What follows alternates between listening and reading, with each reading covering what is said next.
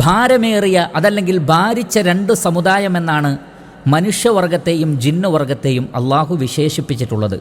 പരിശുദ്ധ ഖുർആൻ സൂറത്തുർ റഹ്മാനിൽ നമുക്ക് കാണാം, സനഫുറുഉ ലക്കും അയ്യുഹസ് സഖലാൻ, ഓ ഭാരിച്ച രണ്ട് സമുദായമേ, രണ്ട് സമൂഹമേ, നിങ്ങൾക്ക് വേണ്ടി ഞാൻ ഒഴിഞ്ഞു വരുന്നതാണ്. അവിടെ അസ്സഖലാൻ ഭാരിച്ച രണ്ട് സമൂഹം എന്നാണ് മനുഷ്യവർഗത്തെയും ജിന്നുവർഗത്തെയും അല്ലാഹു സുബ്ഹാനഹു വ തആല വിശേഷിപ്പിച്ചിട്ടുള്ളത്. അപ്പോൾ ഗൗരവമേറിയ രണ്ട് സമൂഹമാണ് മനുഷ്യവർഗവും ജിന്നുവർഗവും. മനുഷ്യരെ പോലെ തന്നെ ഗൗരവമേറിയ ഒരു വർഗമാണ് അവർ എന്നർത്ഥം. പരിശുദ്ധ ഖുർആനിൽ പല സ്ഥലങ്ങളിലും ജിന്നുകളുടെയും മനുഷ്യരുടെയും സമൂഹമേ എന്ന് അഭിസംബോധന ചെയ്തത് കാണാൻ സാധിക്കും.